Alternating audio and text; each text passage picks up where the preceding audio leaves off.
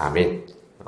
우리가 하나님께 드리는 이 예배에서 꼭 필요한 요소가 있을까요? 찬양, 기도, 말씀 등이 우리 예배에서 나타납니다. 우리는 말씀을 듣고 내 믿음을 고백하고 마음을 다해 찬양을 외칠 그때 믿음을 고백하는 그리스도인의 신앙생활을, 경건생활을 이 예배 속에서 이뤄나가죠. 그런데 예배에 본질이 있습니다. 하나님께 예배하는 것, 하나님 앞에서 하나님께 예배하는 것이 가장 중요한 예배의 모습일 것이죠. 그때에 필요한 것을 오늘 본문 속 사마리아의 여인과 예수님은 이렇게 나누고 있었습니다. 먼저 사마리아 여인은 아직은 육적인 시선에 갇혀있던 모습으로 나타났죠. 유대인들이 상종하지 않던 그의 삶에 지금 예수님께서 그녀에게 찾아오셨습니다. 내가 주는 물을 마시는 자는 영원히 목마르지 아니하리니 내가 주는 물은 그 속에서 영생하도록 솟아나는 샘물이 되리라. 요한복음 4장 14절의 말씀입니다.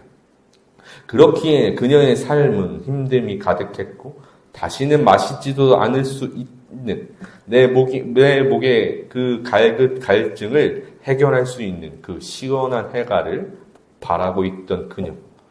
이제 육적인 시선으로 보고 있던 그녀는 제가 그 물을 마실 수 있게 해달라고 예수님께 요청하죠. 그에 대한 예수님의 답은 이것이었습니다. 오늘 본문 16절에서 이르시되 가서 내 남편을 불러오라. 갑자기 남편을 불러오라고 하는 예수님은 모든 것을 아시고 모든 것을 꿰뚫어 보시는 예수님이라는 사실만 되뇌이게 합니다. 왜냐하면 그녀에게는 지금 남편이 없기 때문이었죠.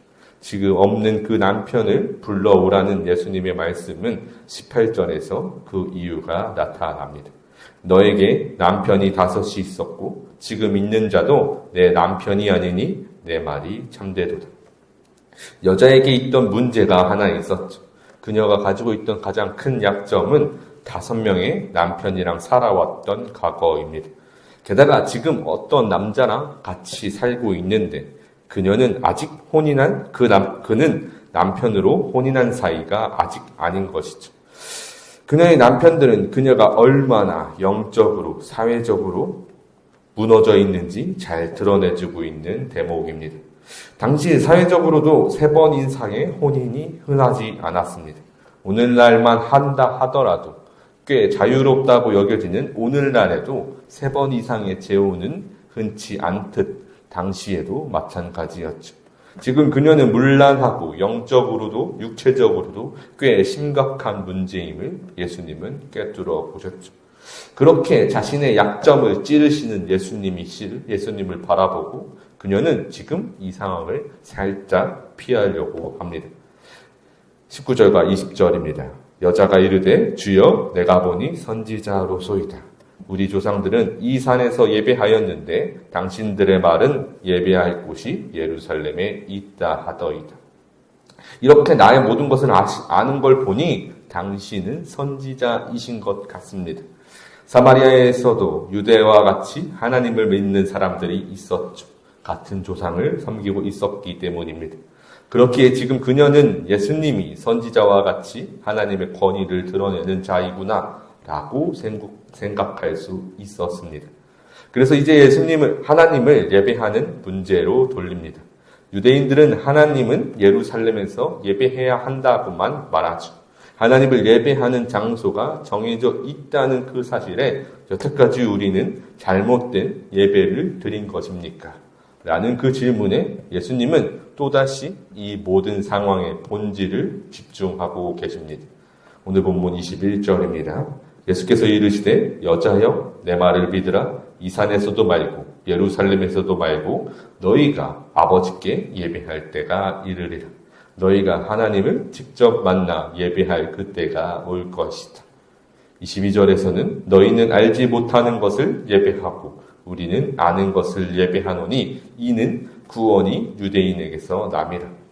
이스라엘에게 주어진 39가지의 성경, 구약의 모든 말씀을 통하여 하나님의 신실하신 그 언약은 성취됩니다. 이미 성취되었죠.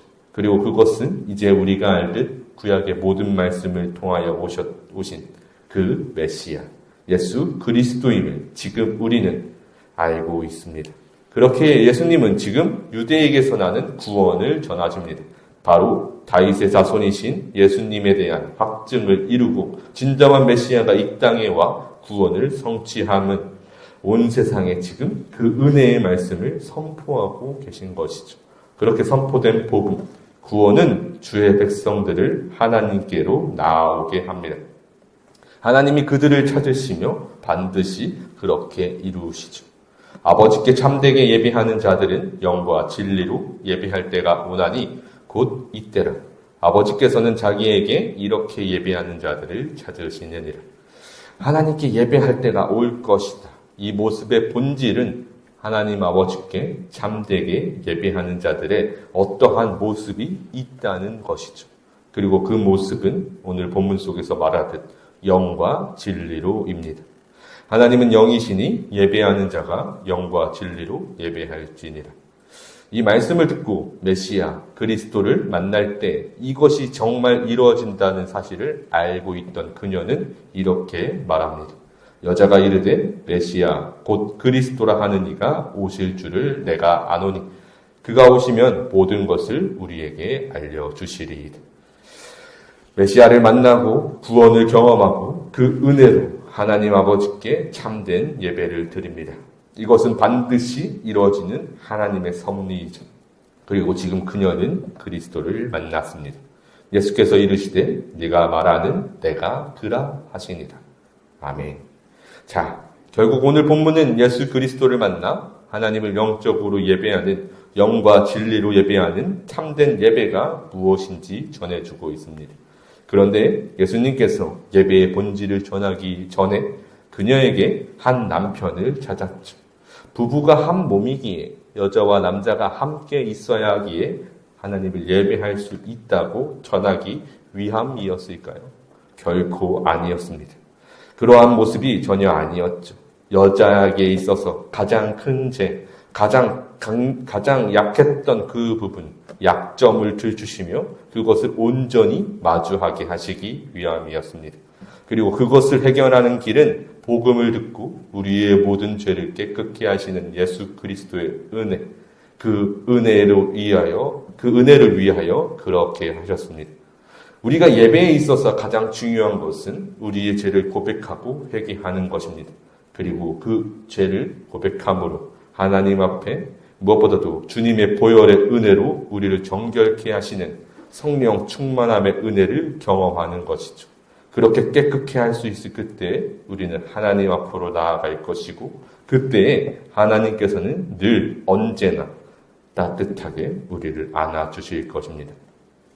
이것으로 우리가 누리는 것은 영원히 목마르지 않는 생수를 마신다는 은혜가 주어질 것이죠. 우리는 영과 진리로 하나님을 예배하게 될 것입니다. 그렇게 우리는 늘 우리의 죄악을 하나님께 고백하며 주의 보혈의 은혜를 경험하기를 간절히 소망합니다. 올 한 해가 시작된 만큼 하나님 앞으로 더욱 나아가야 할 것이죠.